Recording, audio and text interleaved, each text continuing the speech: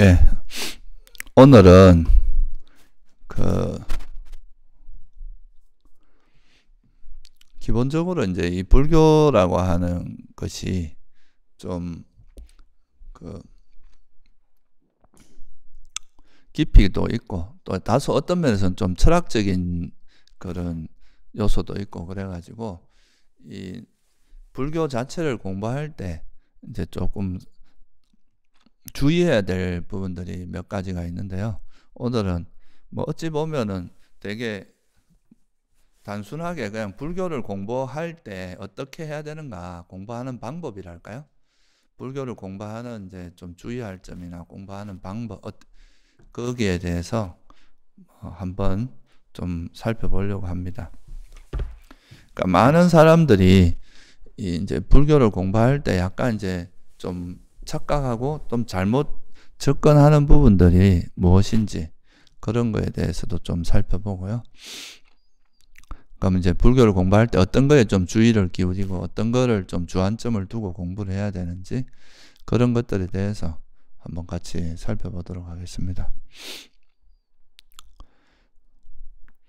이제 불교라고 하는 건 결국 이제 법을 공부하는 거라고, 불교를 공부한다. 이거는 법을 공부하는 거고, 또 그 부처님이 말씀하신 이 법을 배워서 그거를 그 가이드를 따라서 자기 스스로가 그걸 이제 체득해 나가는 과정이 수행이다. 이렇게 이제 말할 수 있는데요. 이제 이런 수행을 이끌어 가기 전에 제일 먼저 우리가 이제 좀 알아야 될 것들, 터득해야 될 게 바로 뭐냐 하면 이런 이제 법이라는 거죠. 부처님께서 설한 이 법이라는 것이 이제 좀 일단은 그거를 배워서 그거에 대해서 좀 생각도 하면서 그 이해를 한 다음에 그에 맞게 이제 우리가 수행을 해 나가야 되는데, 그래서 그런 부분에 대해서 우리가 좀 주의할 점이 뭔가 이런 거를 몇 가지 좀 살펴보도록 하겠습니다. 첫 번째 이제 법이라고 하는 것이 뭔가, 이거는 뭐 제가 이전에도 여러 번 법문을 했기 때문에 간단하게 짚고만 넘어갈게요. 이 법이라고 하는 거 이제 불교에서는 이제 붓다, 사사나라고 하죠. 그러니까 부처님이 설한 가르침이란 뜻입니다. 이게 이제 이걸 우리가 보통 법이라고 이야기를 하는데요. 그 뭐 또 때로는 법을 이제 이 세상에 있는 모든 현상을 법이라고 할 때도 있어요. 그러니까 지금 여기서 말하는 법은 이제 부처님이 설하신 가르침을 주로 말한다고 생각하시면 됩니다. 근데 이제 이런 가르침을 설할 때 부처님께서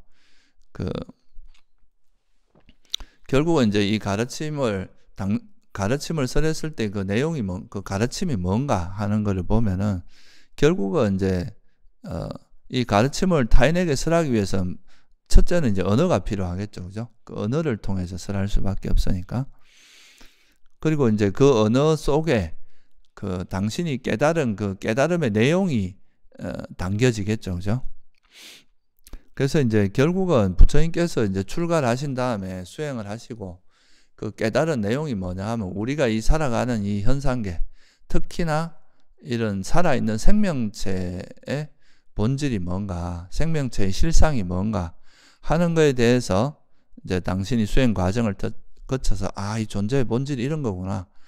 또 당신이 출가한 목적이 이제 괴로움과 그 괴로움을 어떻게 소멸할 것인가, 이 부분에 이제 주안점이 있기 때문에, 그렇다면은 이 우리가 살아가는 이 세상이나 존재의 실상을 들여다보니까 이것의 실제 내용은, 이것의 본질은 뭐다 하는 것을 이제 깨닫고 괴로움에서 벗어난 거기 때문에 그 괴로움의 소멸이나 괴로움을 소멸하는 방법이나 괴로움의 원인이나 이런 것들을 정확히 이제 언어로 표현해서 그거를 이제 알려줄 다른 제자들이나 또는 이제 신도들에게 알려줌으로써 다른 사람들도 그 괴로움에서 벗어날 수 있도록 한 거기 때문에 결국은 이 부처님이 설한 이 가르침 속에는 그 진리의 내용이 담겨져 있을 수밖에 없습니다. 그러니까 진리의 내용이, 깨달음의 내용이 담겨져 있다. 그래서 이 단순히 이제 그 어떤 뭐 가르침이라기보다는 부처님 당신께서 깨달은 그 진리의 내용을 담고 있는 그 언어다. 그래서 이 언어가 결국은 우리가 그 깨달음의 길, 괴로움의 소멸로 가는 그 나침반의 역할을 한다.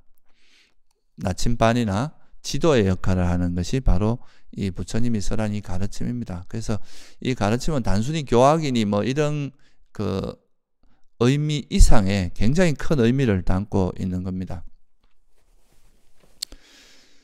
그래서 이런 이제 부처님께서 이제 그 현상의 실상을 꿰뚫어 본 다음에 그 현상의 실상, 그것이 본질적으로 담고 있는 내용을 언어로 표현한 거기 때문에 이 언어 자체가 사실 상당히 깊이가 있고 또 어떤 이 세상의 진리를 담고 있는 언어다.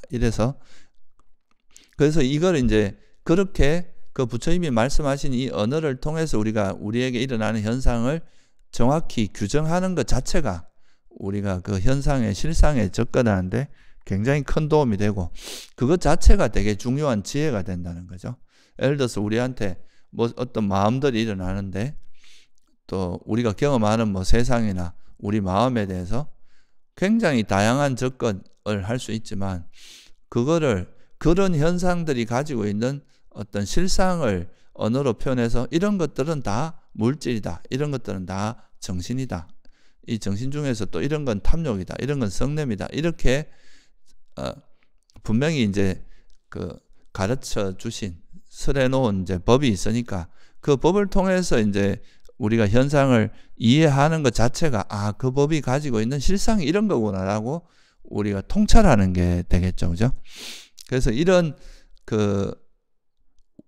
우리가 경험하는 그 현상 자체를 뭐라고 딱 규정하는 것 자체가 굉장히 중요한 지혜의 어떤 한 형태라고 볼 수 있습니다. 그래서 일단 첫 번째 우리가 이해해야 될 것은 이 부처님께서 설한 이 법이라고 하는 것은 그 현상의 본질, 본성, 실상, 실제 그것이 가지고 있는 본질적인 모습을 담고 있는 언어다 하는 게 제일 첫 번째 우리가 이해해야 될 겁니다. 그래서 뭐 탐욕이니 성냄이니 지혜니 어리석음이니 뭐 삼매니 이런 말들이 우리의 어떤 마음 상태에 따라서 이것이 어떤 내용 겉으로 드러나는 것 말고 그것이 가지고 있는 실제 모습이 뭔가를 정확히 알려주기 위해서 이제 부처님께서 설한 거기 때문에 그 언어 자체에서 그 현상의 실상을 담고 있다. 진리를 담고 있다는 거. 이거를 좀 이해하는 게 중요합니다. 그 다음에 두 번째는 뭐냐 하면 첫 번째는 이제 그 언어 자체가 그런 진리를 담고 있다는 거죠. 그 말은 뭐냐 하면은 이 언어가 이제 부처님께서 설한 이 법이라는 그 개념, 우리가 이제 일반적으로 사는 언어적인 개념을 써서 이제 설한 건데 그 개념 속에는 이제 되게 깊이 있는 그 현상의 실상을 담고 있기 때문에 이 언어를 보통 세속에서 이제 우리가 쓰는 언어를 차용해서 쓸 수밖에 없단 말이에요. 아무리 진리를 써도 그죠? 그러니까 이 언어가 가지고 있는 원래의 뜻과 부처님께서 쓰는 그 이제 언어 그 개념과 비슷하지만 실제 이제 뜻하는 바가 다를 수가 있어요. 그런데 우리는 보통 그 법을 이렇게 들으면 우리가 세속에서 익숙한 이해 방식으로 그냥 이해해버리고 그러면서 이제 이 불교를 이런 거구나라고 이제 생각할 수 있는 소지가 되게 많습니다. 그래서 특히 이제 부처님께서 설한 이런 법을 공부할 때는 한마디로 말해서 이 법을 설할 때 그 부처님의 의도가 뭔가를 정확히 알아요. 부처님께서 이런 언어를 쓸 때 뭐를 전달해 주기 위해서 이런 언어를 썼는지 이거를 이해해야 법을 바르게 이해할 수가 있겠죠. 그죠? 그렇지 않으면 부처님께서 이제 이 전하고자 하는 의도와 관계없이 자기식으로 불교를 이해하게 될 수밖에 없다 이거예요. 가장 단적인 예로 예를 들어서 이런 이야기를 합니다. 우리가 불교에서 고성제라고 있죠. 그죠? 괴로움의 성스러운 진리. 그러면 우리가 이제 일반적으로 괴로움이라 그러면 되게 고통스럽고 막 아프고 힘들고 막 이런 것들 아주 괴로운 상태 이런 거를 이제 괴로움이라고 이야기를 하는데 근데 이제 부처님께서 이러는 거예요. 세상에 있는 모든 것은 존재 자체가 또는 이 존재 자체가 괴로움이다. 이렇게 이제 말씀을 하시는 거죠. 그러면 이 단어가 담고 있는 부처님께서 이런 괴로움이라는 단어를 쓸 때의 그 의도, 그러니까 왜 이런 단어를 썼는지에 대해서 충분히 이해하거나 충분히 사유하지 않고 우리가 일반적으로 알고 있는 그 개념, 괴로움이라는 그 개념을 그대로 여기 적용해서 아니 내가 살아가면서 이렇게 되게 나는 지금 행복한데 왜 인생은 괴로움이라 그래? 또는 뭐 존재는 괴로움이라고 하냐? 이렇게 불만을 가지거나 그거에 대해서 이 불교 좀 이상하다 이렇게 생각할 수 있다 이거예요. 근데 아까도 말씀드렸지만 부처님께서 이제 이런 설하는 법은 사실 진리를 담고 있는 거라서 굉장히 어떤 면에서는 철학적인 그 의미도 담고 있고 상당히 깊이 있고 단순하지만 굉장히 그 의미가 깊은 내용들이라서 우리가 상식적으로 이해하는 것보다는 훨씬 더 큰 의미를 담고 있는 경우가 되게 많거든요. 근데 그냥 그거를 우리가 세속적으로 알고 있던 그 개념에 그냥 빗대어 가지고 뭐 이거 왜 이렇게 나는 충분히 행복한데 왜 이 괴로움이라 그래? 이렇게 이제 오해를 한다거나 또는 무아의 가르침을 들으면 무아를 어떤 의미에서 무아를 썼다는 건 부처님이 경전 속에서 이래서 무아다라고 이제 그 무아의 의미에 대해서 이야기해 놓은 게 있거든요. 어떻게 보면 나라는 존재가 없다는 게 아니고 내가 분명히 말도 하고 행동도 하고 하지만 이 행동을 주도하는 그냥 뒤에서 이 행동 이면에서 우리 삶을 주도하는 그런 주체, 영원히 변치 않으면서 이 삶을 주재하는 주체 그런 게 없다는 뜻인데 보통 이제 이거 불교를 처음 접하는 사람 내가 지금 분명히 있는데 왜 내가 없다 그래? 이런 식으로 이제 접근할 수 있다는 거예요. 그리고 뭐 또 조금 더 쉬운 예로 보면은 또 우리가 일반적으로 화라고 하는 것, 성냄, 화 이런 거를 이야기하면 되게 이제 분노에 차고 막 거칠게 행동하고 이런 것만 이제 우리가 화라고 생각하지만 불교에서 바라보는 화라는 거는 그냥 대상 자체를 저항하고 거부하고 싫어하는 형태로 나타나는 모든 마음을 다 화로 보거든요. 그렇게 보면은 뭐 우리가 우울한 어떤 마음이라든가 또는 따분하게 느껴지는 거 이런 것도 다 일종의 화의 범주에 들어가거든요. 근데 사람들은 이런 거를 이제 부처님이 말씀하신 그 언어의 정의, 그러니까 쉽게 말해서 부처님께서 이 단어를 쓸 때 어떤 의미로 썼는가 이거를 이제 충분히 검토하고 공부하지 않은 상태에서 내가 지금까지 배워오고 익혀온 그 개념으로 불교를 이해하려고 하니까 여기서 막 굉장히 잘못된 이해들이 굉장히 많이 생긴다는 거죠. 또 어리석음이라는 것도 되게 이제 우리는 일반적으로 많이 쓰는 단어입니다. 왜 그래 어리석어 이렇게 말하죠. 근데 이제 불교에서도 그 의미가 그대로 뭐 쓰지만 여기서 불교에서 말하는 어리석음은 그거보다 훨씬 더 멀리가 더 깊이 있는 내용이거든요. 진리, 그러니까 진리를 모르는 거 그거에 대해서 보통 어리석음이라고 이야기를 하는데 그냥 무식한 거, 무지한 거 이런 의미로 좀 축소해서 이야기할 수 있다는 거예요.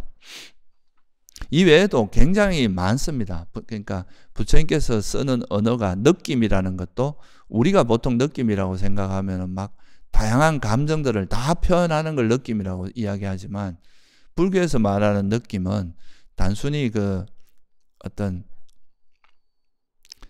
우리가 어떤 대상을 만났을 때 그 대상과 대상에 대해서 좀 만족스러운지 불만족스러운지 불편한지 또는 편하고 만족스러운지 이런 아주 원초적인 기분 그것만을 느낌이라고 하는 건데 보통 이제 일반적으로 느낌이라고 하면 되게 복합적인 단어로 쓰고 있잖아요.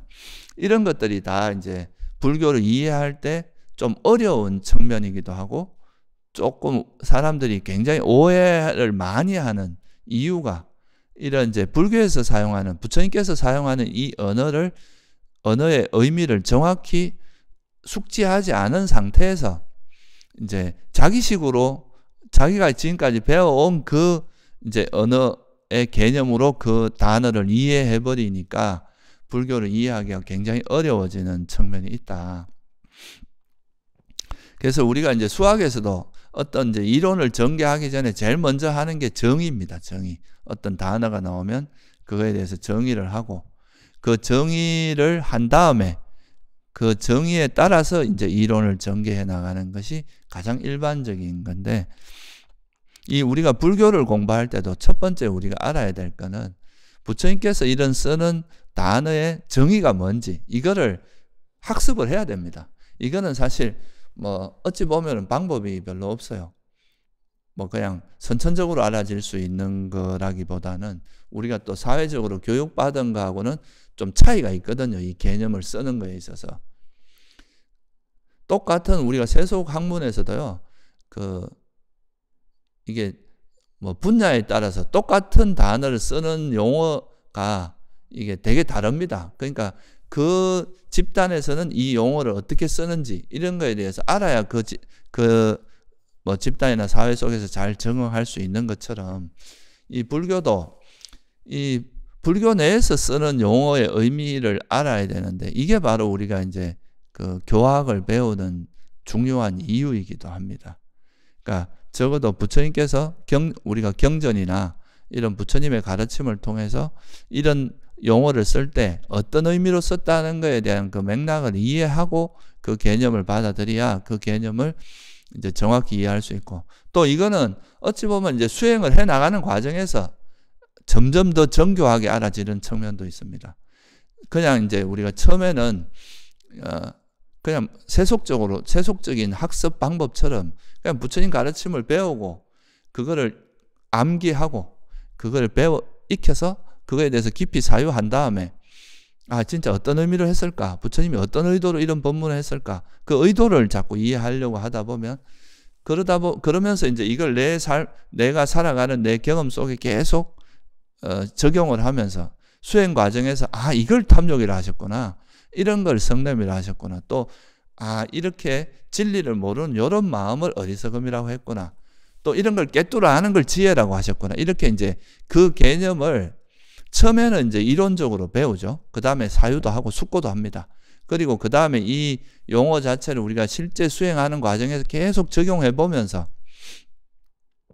이래서 부처님께서 이거를 어리석음이라고 했고 탐욕이라고 했고 성냄이라고 했구나 하는 거를 이제 점점 알게 되면 이 단어 하나하나의 의미를 점점 더 깊이 알 수 있게 되는 거겠죠. 그죠?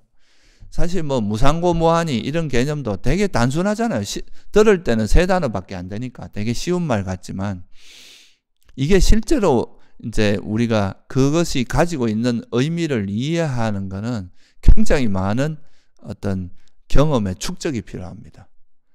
그러니까 굉장히 다양한 수행을 통해서 이런 것도 무상함이 또 우리 삶에서 이렇게 적용이 된다는 것, 또 이것이 어떤 지혜에 어떤 작용을 하는지 이런 것들을 수행 과정을 통해서 많은 경험이 축적될수록 그 이해도 깊어지고 그 지혜가 정말 깊어지면 우리가 그걸로 인해서 내가 집착하고 있던 그런 집착이 버려질 만큼의 지혜가 깊어질 수 있는 거겠죠. 그죠?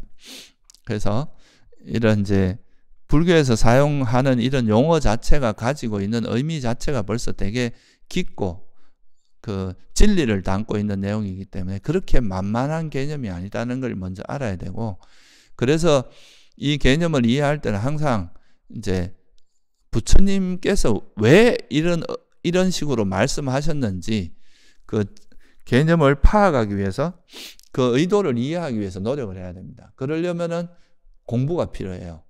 그러니까 부처님께서 경전에서 어떻게 설했는지, 또 법문도 듣고, 또 그런 이제 실제로 경전 속에서 어떤 거를 무아라고 하셨는지, 예를 들어 무아의 특징경 같은 거, 그런 거에 보면은 왜 무아라고, 무엇을 무아라고 하는지 이런 거에 대한 설명들이 나오거든요. 또 연기, 그러면 이제 뭐 인연경이라든가 분석경이라든가 이런 경들에 보면 이제 연기를 12연기나 이런 걸 왜 이렇게 설했는지 이런 거에 대한 이해가 설명이 다 나온단 말이에요. 그리고 또 무명이란 무엇인가, 무명에 대해서 또 설명을 하고, 지혜가 뭔지, 지혜에 대해서 설명을 하고. 그러니까 이런 이제 불교에서 말하는 이런 되게 중심적인 아주 중요한 개념들은 그 부처님께서 이런 법을 설한 의도가 뭔지를 정확히 알려고 노력하는 이런 과정이 꼭 들어가야 된다. 그래서 첫 번째 이제 이런 부처님의 가르침을 배우는 과정이 반드시 들어가야 됩니다. 그래서 경전에도 보면 이 배움이라는 걸 되게 강조를 많이 하거든요. 그래서 그걸 배운 다음에, 그러니까 듣고 배워야 돼요. 듣고 그리고 이제 그거에 대해서 이렇게 이모저모 생각도 숙고도 해보고 그 다음에 이제 수행으로 들어가야 이제 그래서 이걸 문사수라고 하죠. 들음으로써 생기는 지혜가 있고요. 예, 그 다음에 숙고함으로써 깊이 사유함으로써 생기는 지혜가 있습니다.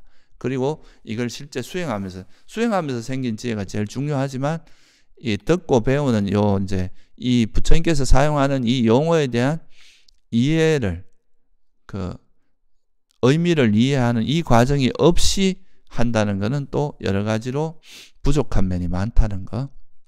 그러면 결국은 어떻게 됩니까? 자기식으로 이해하게 되는 거죠. 자기식으로 이해하게 되면 결국 이 사견으로 흘러갈 수밖에 없습니다. 그러니까 부처님께서 어떤 의도로 설했는지 이것이 담고 있는 진리의 내용이 뭔지 그거를 계속 보려고 노력하는 것이 굉장히 중요한 의미가 있습니다. 그래서 사람들이 이 한 가지만 더 설명을 드리면 괴로움 같은 것도 그러니까 아니 나는 지금 행복한데 왜 괴로움이라고 하느냐 이렇게 이제 반문을 하는 경우가 있는데 부처님께서 이제 괴로움이란 용어는 고통 그 자체를 설할 때도 있지만 이 괴로움의 속성이 있는 것도 괴로움이라고 설하거든요.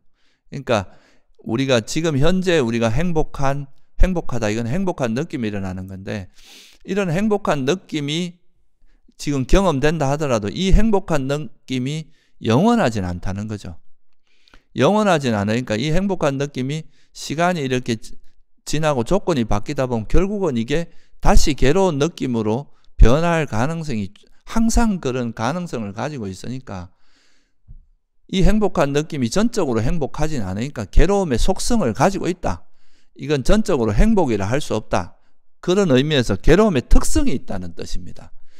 이 행복한 느낌조차도 변하기 마련이기 때문에 이거를 완전한 행복이라고 볼 수는 없다는 거죠. 언젠가는 다시 괴로움으로 변할 수 있으니까. 그래서 이런 의미에서 괴로움이라고 말씀하시는 거기 때문에 우리가 그냥 괴로움이라고 단순히 고통, 페인, 영어로 말하면 페인, 막 이런 것만 의미하는 게 아니라 이것이 가지고 있는 속성이, 괴로움의 속성이 있는 건 다 통틀어서 괴로움이라고 이야기하는 거기 때문에 우리가 고성제라고 할 때 인생이 고다라고 말할 때 이때의 고는 단순히 고통스럽다 이 의미보다는 그것이 가지고 있는 영원하지 않은 성질된 불확실성 때문에 가지고 있는 본질적인 불안전함, 불만족스러움 이런 것들을 표현하는 겁니다. 그러니까 훨씬 우리가 그 단어를 들을 때 듣는 그거보다는 훨씬 더 깊이 있는 뜻을 담고 있는 거죠.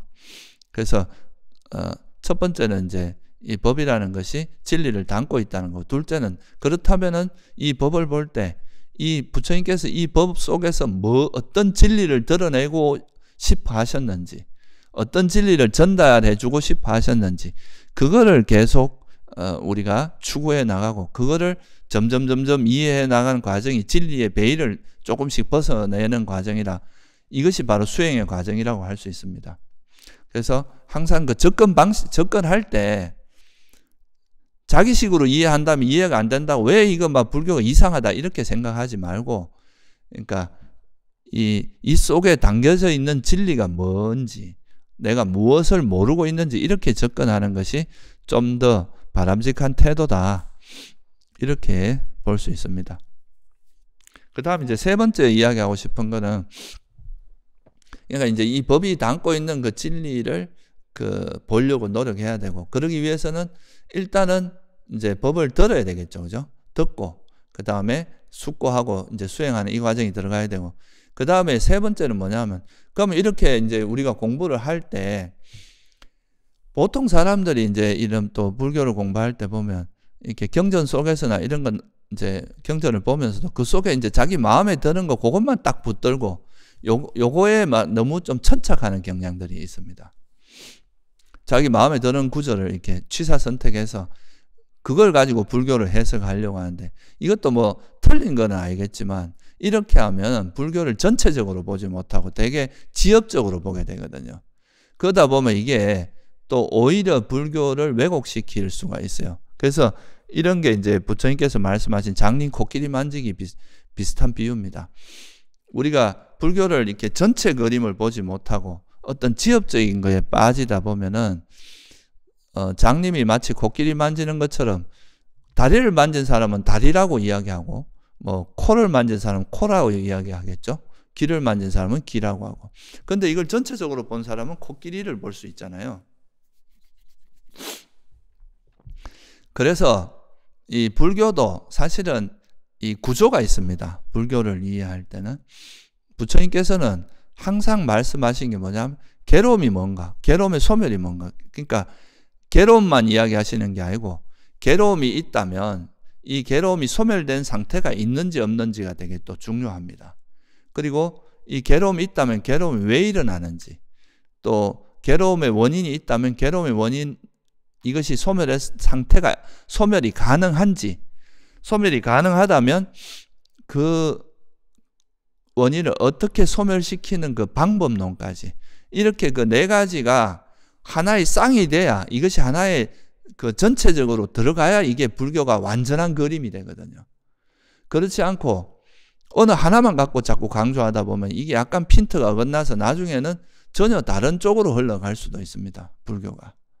그래서 이거를 항상 우리가 법을 공부할 때는 이 전체 구조를, 특히 이제 제가 말씀드린 것처럼 부처님께서 법문하신 거에 거의 모든 거는 괴로움과 괴로움의 소멸에 대한 가르침이고, 그거를 체계적으로 괴로움이 뭔지, 괴로움이 우리가 이 사는 세상 자체가 또는 존재가 괴로움이라면 괴로움은 왜 일어나는지, 괴로움의 원인은 소멸이 가능한지, 가능한 그것이 뭔지, 그리고 이제 그거를 버리는 방법은 뭔지, 이렇게 딱 네 가지 구조로서 이건 넘치지도 않고 모자라지도 않고, 이 중에 한 가지만 있으면 나머지는 부족한 게 되잖아요. 괴로움이 뭔지는 알았는데 괴로움이 소멸이 가능한지 안 한지 이걸 모른다.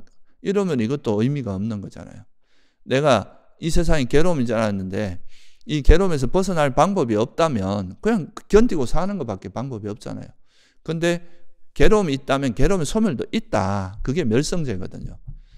그리고 그렇다면 원인은 뭔가? 원인이 이거다. 그럼 이걸 어떻게 버릴 건가? 원인에 대한 건 이야기가 있고 또 그 버리는 방법에 대한 이야기도 있겠죠. 이렇게 네 가지 그 요소들, 네 가지 그 구조를 구조적으로 전체적으로 이해해야, 그러면 내가 이제 한 가지에 집중하더라도 이것이 완성되기 위해서는 이 네 가지가 따로 노는 게 아니라 서로 연관이 돼 있거든요. 네 가지 구조가 우리 몸을 볼 때 제가 이건 팔입니다. 이건 팔이에요. 이거는 머리입니다. 이거는 가슴이고 이건 다리예요. 이렇게 나누어서 설명하고 있지만 이 나머지가 없는 팔을 생각할 수는 없잖아요. 그죠? 머리가 없고 몸통이 없고 다리가 없는 팔만 생각하면, 팔만 떨어져 나와 있으면 이거는 그냥 뭐 팔이 잘려져 나와서 그냥 물질이 된 거지, 이게 존재가 아니거든, 생명체가 아니거든요. 그러니까 적어도 이래 살아있는 존재라면은 이 네 가지가 머리나 팔이나 다리나 몸통이 같이 이렇게 서로 상호작용하면서 이렇게 작용하는 거지 따로 움직일 수가 없단 말이죠. 설명할 때는 하나하나 설명을 하지만 이 네 가지가 한 덩어리라는 거예요. 하나로 움직일 수밖에 없다는 거, 같이 움직일 수밖에 없다는 거죠. 그러니까 어느 한쪽만, 팔만 떼갖고 이 팔만 자꾸 이야기하다 보면 나중에는 이 원래 모습과 다른 모습으로 흘러가기가 쉽다는 거죠. 그래서 우리가 이런 불교를 공부할 때는 이렇게 어떤 자기가 경전 속에서 뭔가 발견하는 가르침이 있다 하더라도 그것이 전체 구조 속에서 이해해야지, 너무 어떤 그 정말 한쪽 구석에만 있는 그 가르침을 마치 전체로 해석을 해버리면 그거는 상당히 문제가 있을 수 있다. 예를 들어서 우리가 이제 불교에서는 이제 무아의 가르침을 이야기하죠. 이 무아라는 걸 다른 말로 하면 공이라고도 합니다. 이게 특히 대승불교에서 이제 공이라는 표현을 많이 쓰는데, 이 공이라는 표현을 너무 이제 강조하다 보면 일체가 공이다 이렇게 이야기하다 보면 이 현상계 자체가 우리가 경험하는 현상계가 다 공이라는 측면은 분명히 드러나지만 이게 이제 사성제로 치면 그 고성제에 대한 이야기가 되게 강조가 되고 있지만 왜냐하면 무상고, 무아, 공 이런 건 다 고성제에 대한 이야기거든요. 고성제는 되게 강조되고 있지만 그렇다면은 이 현상을 이런 우리가 이 공이라는 걸 모르는 게 이제 어리석음이고 그렇기 때문에 이제 집착이 일어나고 이런 건데 그러면 이 공이라는 거에 대해서 너무 강조하다 보면 이거에 대해서 모르는 어리석음이라든가 이거를 버리는 통찰을 하는 지혜나 이런 그 실제 우리 삶에서 일어나는 그런 현상, 우리 마음의 작용이나 이런 부분을 간과하기 쉽습니다. 그래서 일체가 공이니까 번뇌를 일으켜도 문제없고 뭐 자기가 탐욕을 일으키면서도 이게 이런 그 진리를 이해하는데 방해되는 마음이라고 생각하지 않고 이런 걸 무시하고 그냥 이걸 퉁쳐버리고 이렇게 흘러가기가 쉽게 되거든요. 그러면 이건 뭐냐 하면 고성제는 강조하는데 집성제와 도성제 이런 거에 대해서 무시하는 게 됩니다. 그렇게 되면 불교가 이제 한쪽으로 치우치게 되는 거죠. 막 공을 강조하다 보면 나중에 허무주의로 빠져버린다거나 아주 단멸공으로 이 세상이 다 공하니까 뭘 해도 상관없어. 이렇게 되면 오히려 이게 자기가 하는 행위를 정당화하는 이게 막행막식을 정당화하는 이런 사견으로 흘러갈 수가 있다는 거죠. 그래서 뭐 공에 너무 집착하는 사람들이 보면 자기가 막 온갖 악행을 하면서도 다 이건 뭐 다 공한 거니까 아무 결과도 없어. 이런 인과를 무시할 수도 있게 된다는 거 이게. 이런 식의 문제들이 발생할 수 있다는 거죠. 이게 부분적으로 뭔가 불교를 이해하는 게 문제점입니다.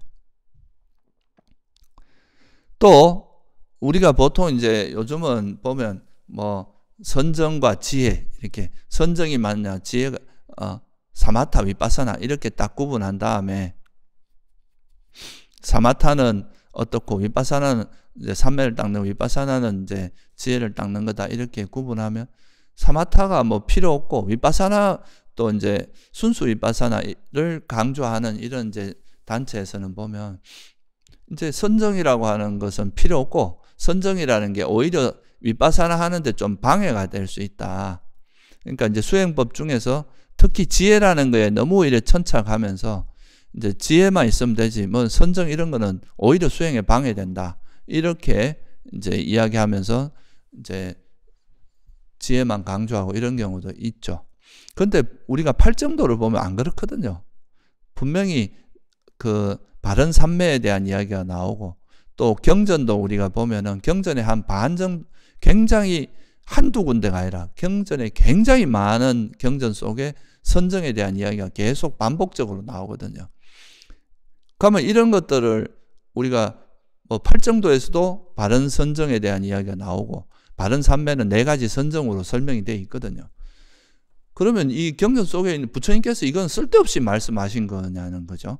이런 선정이라는 것이 아무 쓸모가 없었는데 그냥 뭐 장식품으로 설했냐 이거죠. 그러니까 이 지혜를 강조하는 건 중요하지만 그것도 의미가 있지만 이 지혜와 삼매와 계정해라고 하는 이 3가지가 상호작용한다는 거 한 몸으로 이게 같이 작용을 하는 거지 삼매 선정 없는 지혜 없는 선정 이런 걸 따로 떼서 생각할 수 없음에도 불구하고 너무 하나를 강조하다 보면 이렇게 좀 삐딱한 쪽으로 흘러갈 가능성이 굉장히 많다는 거예요. 불교를 이해할 때. 그러니까 이게 이제 치우친 견해가 생긴다는 거죠. 한쪽으로. 이런 경우는 굉장히 많이 볼 수 있는데 제가 여기서 다 설명은 드리지는 않고 그래서 너무 이렇게 작용이란 이제 이런 공만 강조하다 보면 이런 작용이란 측면을 무시할 수 있고 또 너무 작용에 포커스를 맞춰갖고 막 번뇌 이런 거에 너무 이야기하다 보면 또 이런 작용 자체를 좀 실체화할 수 있는 문제점도 있고 또 삼매만 너무 강조하다 보면 지혜가 없어질 수가 있어요. 너무 이제 막 선정, 삼매 이런 거 행복 이런 것만 강조하다 보면 사람들이 이 선정을 얻은 다음에 삼매를 얻은 다음에 이 삼매를 기반으로 지혜를 개발하는 쪽으로 나아가는 게 아니라 이런 선정이나 삼매에서 오는 그 행복에 안주한단 말이죠. 이런 것도 한쪽으로 치우친 거예요. 그러니까 이게 불교를 이해할 때는 항상 그런 고집멸도, 사성제 이런 구조 속에서 내가 지금 하는 거는 도성제 중에서 이제 지혜를 닦는 영역이다. 그러면 이 지혜가 생기기 위해서는 또 삼매의 도움이 필요하잖아요. 그런 전체적으로 생각을 하면 이 전체 구조 속에서 이게 지혜가 개발돼 이런 균형이 생기는데, 그런 거 없이 너무 이제 자기 마음에 드는 것만 딱 골라가지고 경전에 뭐 예를 들어서 경전에 막 수천 번 나오는 수백 번 나오는 그런 거는 무시하고 어느 한 귀퉁이에 있는 그 경전 구절만 딱 뽑아갖고 이게 막 불교다고 이야기하는 그런 경우도 간혹 있거든요. 그러니까 그렇게 봐서는 안 된다. 그래서 법이라고 하는 건 좀 구조적으로 봐야 돼. 전체 그림 속에서 봐야 되는데 그 전체 그림이 뭐냐? 한마디로 말하면 사성제라고 할 수 있어요. 왜냐하면 부처님께서는 항상 괴로움과 괴로움의 소멸을 써라. 이게 제 중심 테마거든요. 그렇기 때문에 여기서 이거를 벗어나는 건 좀 주변의 가르침이고 이게 가장 메인 핵심이기 때문에, 그리고 또 고성제하고 집성제, 멸성제, 도성제라고 하는 거는 따로 분리된 게 아닙니다. 경전에도 보면은 고성제를 알면 집성제, 멸성제, 도성제를 알게 된다 그랬어요. 왜냐하면 사실 고성제를 알았다는 것은 도성제가 고성제를 철저히 알았다는 건 도성제가 닦여졌다는 뜻입니다. 고성제가 또 철저히 알았다는 것은 집성제는 버려지게 되어 있습니다. 집성제가 버려지면 멸성제는 실현되게 되어 있어. 그러니까 하나를 철저히 알았다는 것은 하나를 철저히 깨뚫어 알았다는 나머지 세 개도 다 같이 알 수밖에 없다고 이제 부처님께서 경전에 그런 이야기가 나오죠. 그래서 이걸 항상 구조적으로 알아야 된다는 거, 이거를 이해해야 되고요. 그래서 이제 이런 법을 구조적으로 알 때 제일 중요한 거는 법의 위계 같은 겁니다. 법에도 이제 그 상위 개념과 하위 개념, 중위 개념, 하위 개념 이런 게 있어요. 그게 무슨 말이냐 하면 모든 현상에 적용되는 그런 개념이 가장 상위 개념입니다. 그러니까 우리가 부분적으로 적용되는 게 아니라 모든 현상이 제일 대표적인 게 뭐겠어요?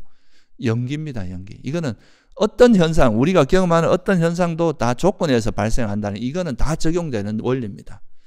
이 연기를 다르게 풀면 조건에서 생겼기 때문에 무상할 수밖에 없어요. 변하는 거죠. 변하기 마련이다. 변하는 것은 불만족스럽다. 또 불만족스러운 것은 나의 것이라고 할 수도 없고 나라고 할 수도 없고 나의 자아라고 할 수도 없다.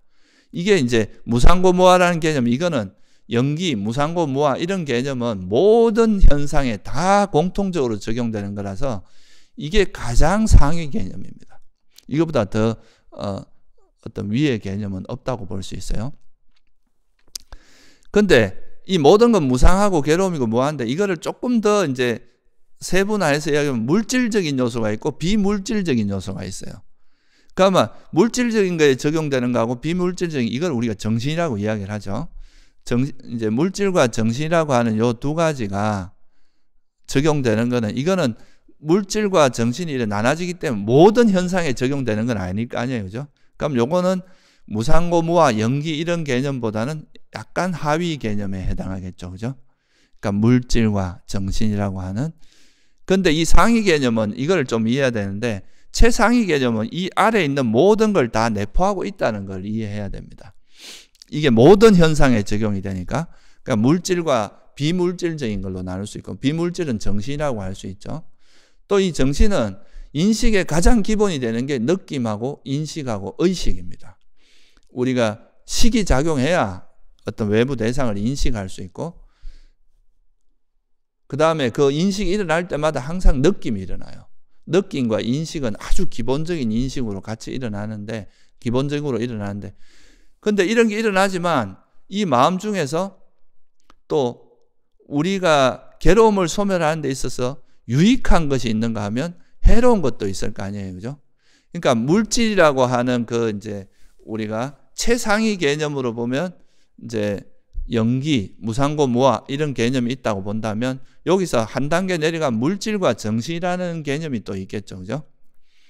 그리고 이제 물질에서 또 한 번 더 내려가면 여기서는 뭐 근본 물질이니 파생된 물질이니 이렇게 또 우리가 약간 하위 개념으로 나눌 수 있겠죠. 그죠? 물질로만 보면. 그러니까 이게 무상고무화라는 공통적으로 적용되는데 물질이고 또 여기서는 땅의 요소, 물의 요소, 불의 요소, 바람의 요소, 또 눈, 귀, 코, 혀, 몸이라고 하는 이런 물질의 형태가 또 나누어질 수 있겠죠. 그죠? 그러니까 부처님께서는 한 요 정도 수준에서 이렇게 설명을 해 놓은 겁니다. 그러면 이게 이렇게 보는 게 어떤 의미가 있느냐 하면, 예를 들어서 제가 이제 여기서 이 컵이라고 하는 건 일종의 단단한 거, 이건 땅의 요소라고 할 수 있는데, 이 땅의 요소가 있으면 이 땅의 요소는 이거보다 상위 개념이 뭡니까? 물질이라고 하는 게 일단 있잖아요. 그죠? 그 다음에 더 위로 가면 연기, 무상고, 무아라는 게 있어요. 이 속성에 다 포함이 돼요. 그러면 이 물질 자체는, 이 땅의 요소라는 거는 물질이기도 하고, 또 물질이라는 속성도 갖고 있고, 무상고, 무아라는 속성도 갖고 있고, 조건에서 형성된 거라는 속성도 갖고 있어요. 그러니까 이 최상위 개념은 모든 현상의 밑바탕에 깔려 있는 개념이다 이거죠. 깔려 있는 속성이에요. 그래서 우리가 이런 이야기를 하잖아요. 이거는 땅의 요소지만 무하다. 실체는 없다. 무상하고 괴로움이고 무하고, 무상고 무하지만 땅의 요소라는 이런, 또는 물질이라는 이런 실제 드러나는 모습이 있다. 이렇게 보는 걸 우리가 뭐라고 하면 중이라고 하거든요. 중에 의해서 본다고 하는. 그러니까 현상을 보지만 이 현상이 무상 조건에 의해서 형성된 거기 때문에 무상하고 괴로움이고 무아라는 걸 잊지 않는 거예요.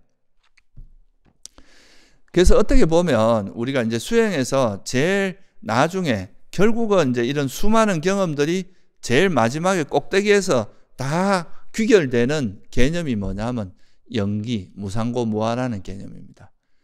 그래서 이 세상의 모든 현상은 다 변하기 마련이고 불만족스러운 것이고, 여기 내 것이라 할 만한 건 없다. 나라고 할 만한 것도 없고 나의 자유할 만한 건 없어. 그렇지만 현재 어떤 조건에서 이런 땅의 요소나 이런 것들이 드러나고, 이런 작용은 드러나고 있다. 이렇게 보면 이 현상을 경험하더라도 여기에 매이지 않고 경험할 수 있게 되거든요. 집착하지 않고. 그래서 부처님께서 이제 말씀하신 최상위 개념이 바로 뭐냐 하면, 이게 이제 무상고, 무아, 연기, 이런 것이 고성제로 정리되어 있는 겁니다. 이게.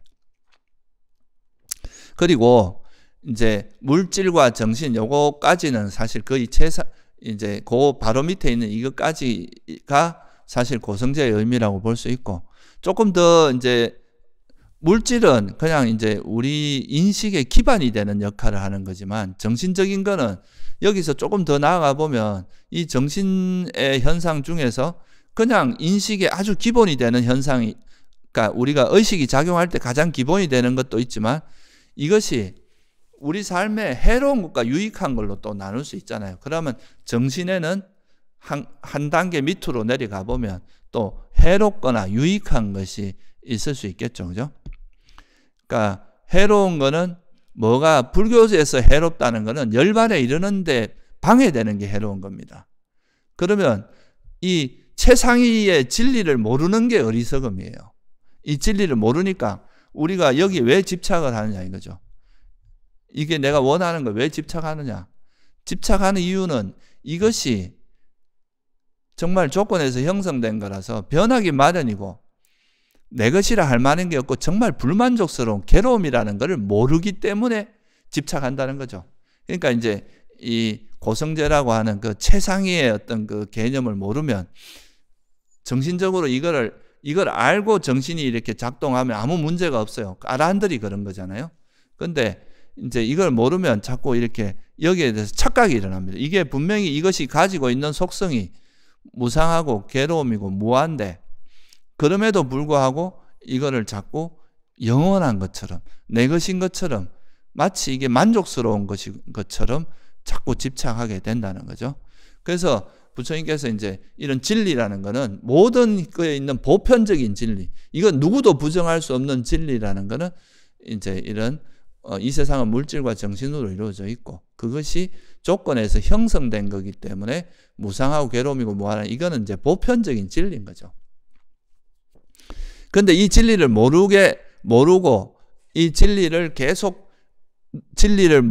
우리가 알지 못하게 눈을 가리는 게 뭐냐? 바로 어리석음이고, 어리석음이 있기 때문에 집착이 일어나고, 집착이 있으면 그것이 만족되지 않을 때 이제 성냄으로 이어진다. 그래서 이 진리를 알지 못하게, 깨닫지 못하게 방해하는 가장 대표적인 게 뭐냐? 탐진치라고 하는 그 마음 상태다.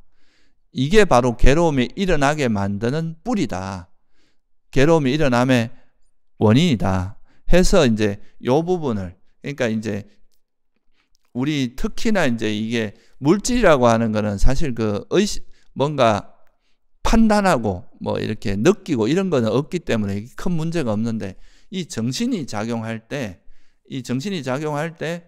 이제 거기에 대해서 어리석음이나 탐욕이나 성냄이 작용하면 이게 우리 마음을 계속 괴롭게 만들어서 존재를 괴롭게 한다. 그래서 이거를, 그렇다면 이 세상 자체, 우리가 경험하는 이 모든 세계 자체가 이제 무상하고 괴로움이고 뭐와 연기적으로 이루어져 있는 건데, 이거를 이런 거를 파악하는 존재에게는 항상 마음이라고 하는, 정신이라고 하는 것이 있죠. 그죠? 이 정신이 작용할 때 이런 진리를 모르면 탐욕이나 성냄이 일어날 수밖에 없다는 거죠. 그거를 이제, 그래서 이것 때문에 우리가 존재들이 괴로움을 겪는다. 이거를 정리한 게 이제 최상위 진리라는 걸 드러낸 다음에 이 진리를 모르게 하는 우리 마음이라고 하는 것이 이제 물질과 정신, 물질을 의지해서 마음이 일어나는 이제 이 물질이라고 하는 거는 이 정신이 작용하는 것을 도와주는 작용을 하는 거죠. 그래서 이것 자체가 괴로움을 일으키는 건 아닙니다. 근데 이 정신이, 마음이 작용할 때 이 마음이 진리를 깨뚫어 알고 작용하면 아무 문제가 없어요. 진리. 근데 이게 이제 마음이 어떤 외부 대상을 인식할 때 이 진리, 보편적인 진리를 모르기 때문에 작용하는, 이게 바로 이제 탐욕이고 성냄이고 어리석음, 이 마음이 함께 하게 되면 계속 괴로움이 일어나더라. 그래서 이거를 이제 정리한 게 개별적인, 이게 바로 뭐냐 하면 그 집성제로 설명을 하신 거죠. 그죠? 그러니까 이거는 이 자체로 영원한 게 아니라 이거는 언젠가는 버려져야 될 마음 상태라고 할 수 있겠죠. 그죠? 그리고 이제 그 반대로 이 탐욕이나 성냄이나 어리석음, 참 어리석음을 기반으로 탐욕이 일어나고 성냄이 일어나는데, 이게 이제 이거를 버림으로써, 탐욕이나 성냄을 버려서 이 진리를 자꾸 깨뚫어 보는 수행을 하다 보면, 그러니까 계를 잘 지키고, 그러면 탐욕이나 성냄을 좀 가라앉힌 다음에 그 마음 상태로 진리를 보게 되면 어리석음이 깨지겠죠. 그죠? 그 지혜가 생기니까. 그러면 이런 식으로 해서 지혜를 개발해서 탐진치를 버리는 쪽으로 작용하는, 그거를 우리가 유익한 마음이라고 하는 거예요. 유익한 법이다. 그래서 이 유익한 법은 이제 개발을 해서 점점 이렇게 개발함으로써, 유익한 법은 이제 한마디로 말하면 뭐겠습니까? 팔정도, 그 다음에 뭐 또 칠각지, 오근, 오력, 뭐 사념처, 사정근, 사유, 이런 게 다 유익한 법에 들어가겠죠. 이런 걸 개발하다 보면, 특히 이제 팔정도를 개발하다 보면 이제 팔정도는 다른 말로 하면 개정해를 개발하는 거니까, 개를 바탕으로 삼매를 개발해서 지혜를 개발하면 이제 어리석음이 버려짐으로써 탐욕과 성냄도 버려지고, 그러면 이제 탐진치가 소멸하게 되고, 그러면 이제 멸성제가 실현되겠죠. 그죠?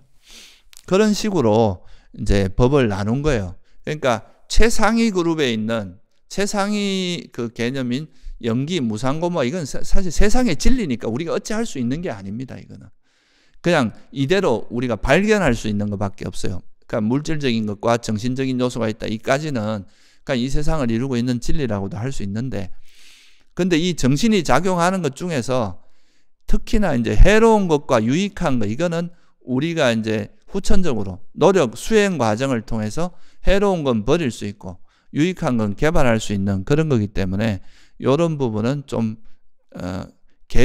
조금 완전 진리의 측면에서보다는 약간은 하위 개념이라고 할 수 있죠.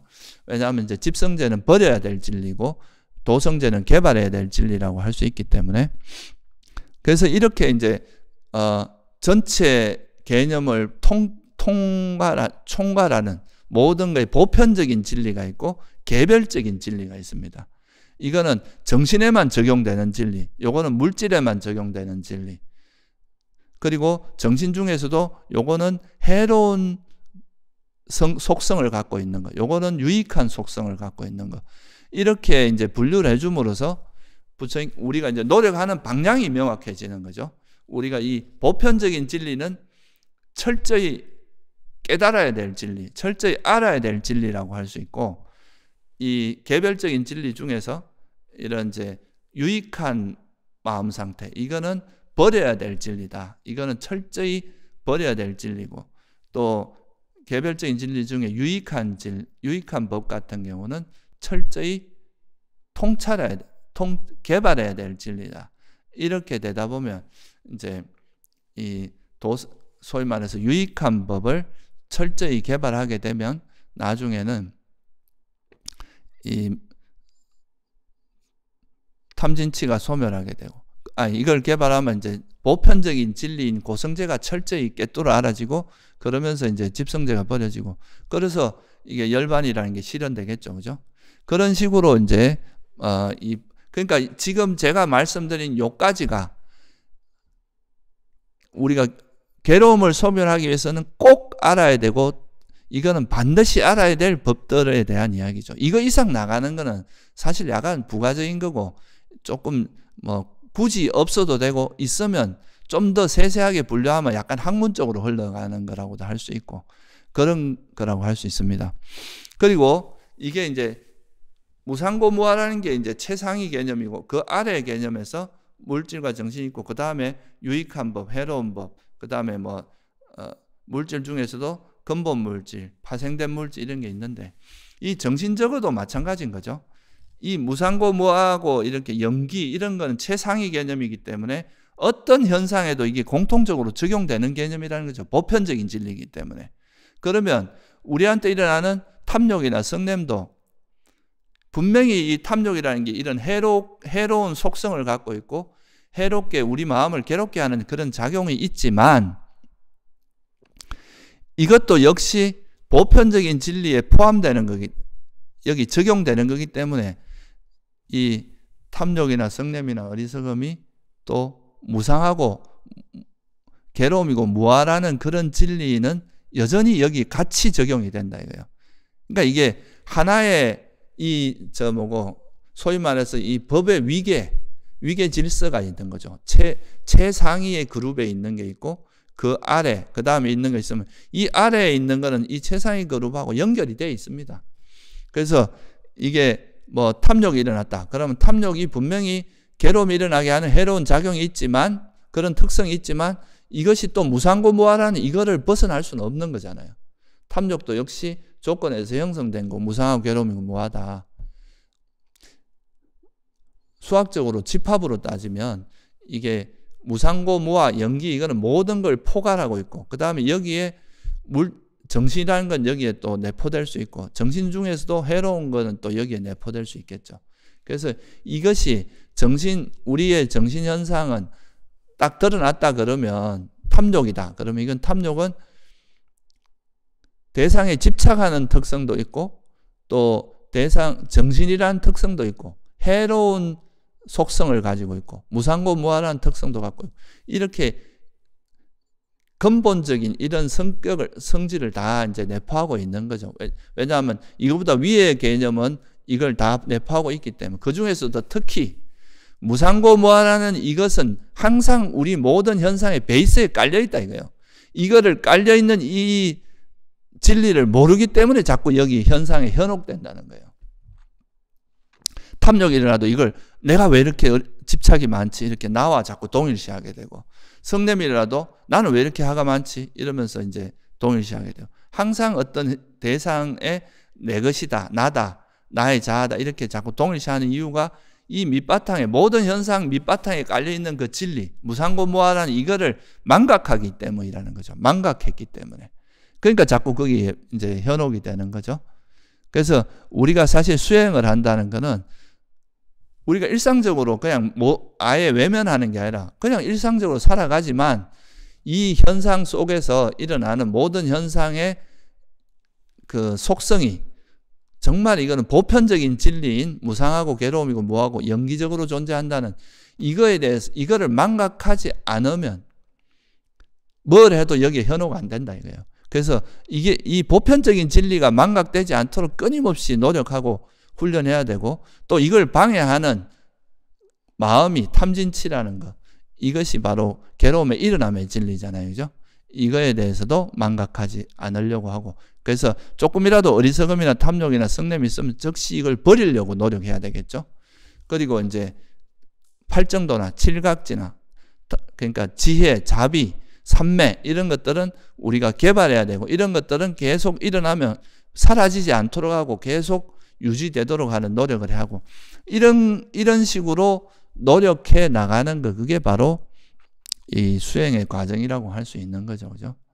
그러면 여기서 제일 중요한 거는 어찌 보면은, 그러니까 상위 개념으로 갈수록 정말 중요한 우리가 절대 잊어버리면 안 되는 거고, 이제 하위 개념으로 갈수록 중요도가 떨어지긴 하지만, 그래도 이게 이제 유익하거나 해로운 법, 이게 이제 집성제하고 집성제하고 도성제하고 관계 있으니까, 이거는 이 정도까지는 명확히 알고 구조적으로 이해한 다음에 수행을 해야 된다 이거예요. 어느 한쪽으로만 너무 치우치지 말고. 그래서 그렇게 해 나가는 거, 이게 바로 중요한 거고, 또 항상 모든 현상 속에서 이 무상고무하라는 보편적인 진리를 망각하지 않고 바라보는, 이게 바로 중에 의해서 세상을 바라보는 겁니다. 내가 이거 탐욕을 경험하다 탐욕 이게 역시 탐욕 이 자체가 분명히 해로운 작용이 있지만 무상하고 괴로움이고 무아야, 이렇게 그렇게 함으로써 이 현상 자체에 우리가 매이지 않으면서 이 현상을 경험할 수 있는 거잖아요. 그죠?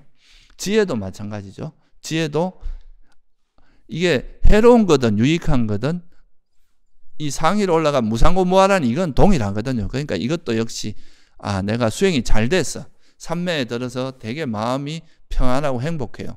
그래도 이것도 역시 조건에서 형성된 거니까 무상하고 괴로움이고 무하다, 이 진리를 망각하지 않으면 여기에 매이지 않는다 이거죠. 그러니까 항상 우리가 어떤 현상을 경험하더라도 그 현상 속에는 무상고무하라는 이런 진리, 보편적인 진리가 담겨 있다는, 이 보편적인 진리를 망각하지 않고 깨뚫어 볼 수 있으면 절대 그게 현혹되지 않는다. 그렇게 되면 탐진치도 버려지게 되고, 거기에 이제 팔정도는 완전히 개발되게 되는 그런 상태로 갈 수 있다 이거죠. 그래서 우리가 이렇게 이제 부처님께서 이렇게 법을 분류하신 이유는, 첫째는 우리가 이제 나라고 하는 존재를 너무 이렇게 막연히 생각을 하면, 이 덩어리 자체가 하나의 나라고 생각하고 막연히 그냥 개념적으로 이걸 나라고 생각하니까, 네가 나라고 생각하는 거는 이렇게 좀 분석을 해보면 크게 나누면 몸과 마음, 그러니까 물질과 정신적인 걸로 나눌 수 있고, 이 정신적인 거에는 또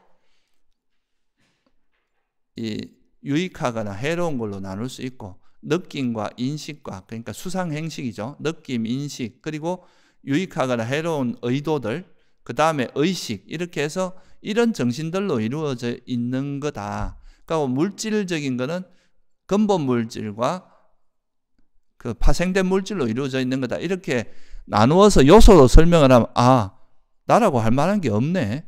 그러니까 나라고 하는 것이 그냥 이런 요소들의 결합일 뿐이네. 이렇게, 그러고 이런 요소들은 계속 변하는 거니까 여기에 뭐라고 나라고 할 만한 게 있겠냐. 이렇게 이제 볼 수 있는 측면이 있죠. 이게 이제 우리가 법을 이렇게 나누는 첫 번째 이유고요. 근데 또 이렇게 하지만 또 어떤 면에서는 이렇게 요소로 나누지만 이것들이 또 상호작용하면서 이렇게 종합적으로 움직이는 것, 이런 것도 사실은 우리가 이해를 해야 되거든요. 그거는 염기, 조건을 이해함으로써 이런 법들이, 이건 탐욕, 성냄, 어리석음, 그 다음에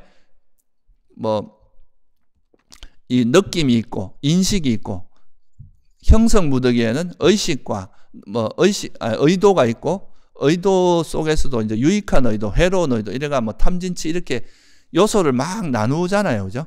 그 다음에 의식이 있다. 근데 이 수상행식이라고 하는 게 따로 노는 게 아니라 서로 의지하고 서로 작용한다는 거. 탐욕과 성냄과 어리석음도 따로 노는 게 아니라 탐욕이 있으면 어리석음이 있고, 어리석음이 있으면 또 탐욕이 있으면 성냄도 이렇게 영향을 주는, 이런 이제 전체 과정을 이해하는 게 종합적으로 이해하는 겁니다. 그래서 우리가 이런 이제 너무 이걸 분석하기만 하면은 이 요소로만 이해하기가 무상고 무아를 이제 무아를 이해하고 이런 데는 도움이 되지만 또 이게 다 결합했을 때 어떻게 움직이고 이게 어떻게 작용하는가 이건 또 연기에 대한 이해가 있어야 이게 또 작용이 어떻게 일어나는지에 대한 통찰이 일어날 수 있거든요. 그래서 부처님께서는 연기와 무상고무아라는 걸 이렇게 같이 보편적인 진리로 설하신 거죠. 연기가 기본이 되면 무상고무아도 이해되고 이제 이로 인해서 일어나는 인과적인 이해도 충분히 일어날 수 있겠죠. 그죠? 그래서 오늘 이제 제가 설명을 드린 건 이게 이제 구조적인 이해를 하는데 필요한 것들을 조금 부연해서 설명을 드린 겁니다.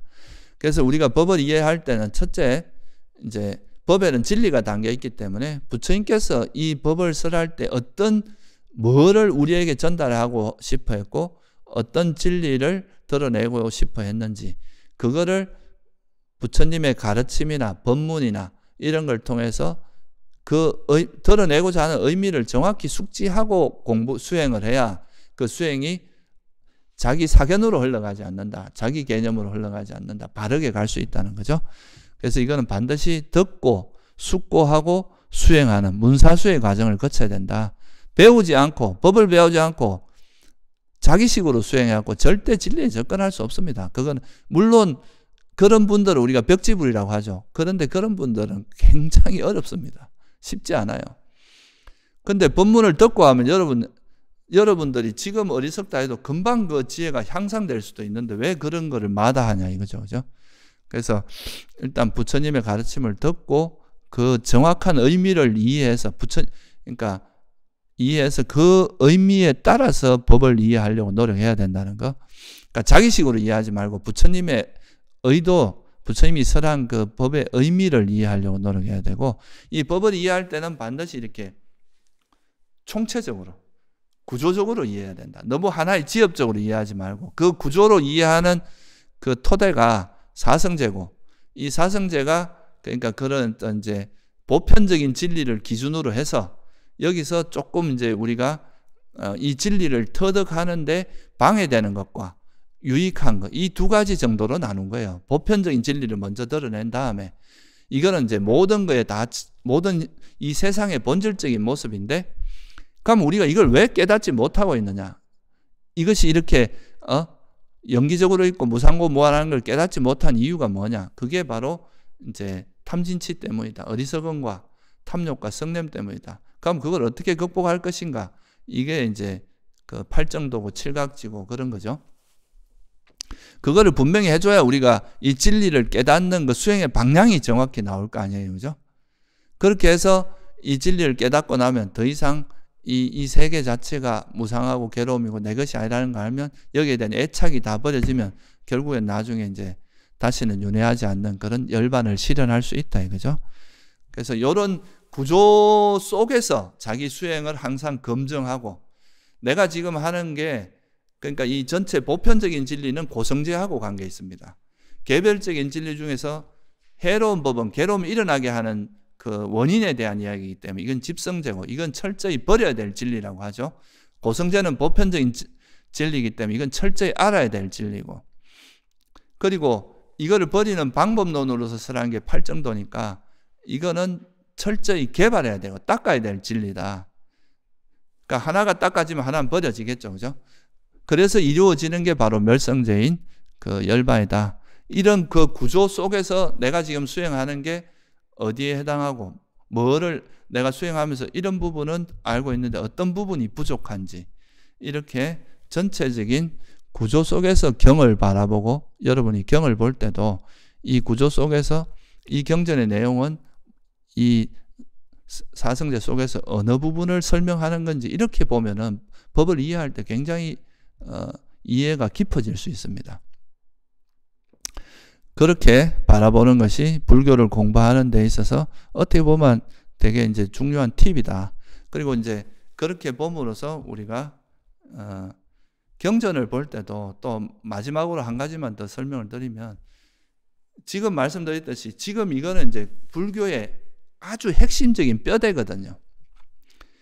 이거를 위해서 부처님께서 법을 설하셨는데 이런 것 이게 이제 한마디로 코어 가장 중심이 되는 가르침이고, 근데 이제 경전에 보면 이거 외에도 뭐 기도라든가 뭐 기도 뭔가 이제 삶을 사는데 필요한 뭐라든가 그런 것들에 대한 것, 또 초능력에 대한 이야기라든가 또 뭐 보시에 대한 이런 것들이 또 이런 진리를 깨닫는데 바탕이 되는 가르침들도 있거든요. 또는 약간은 신화적인 이야기들.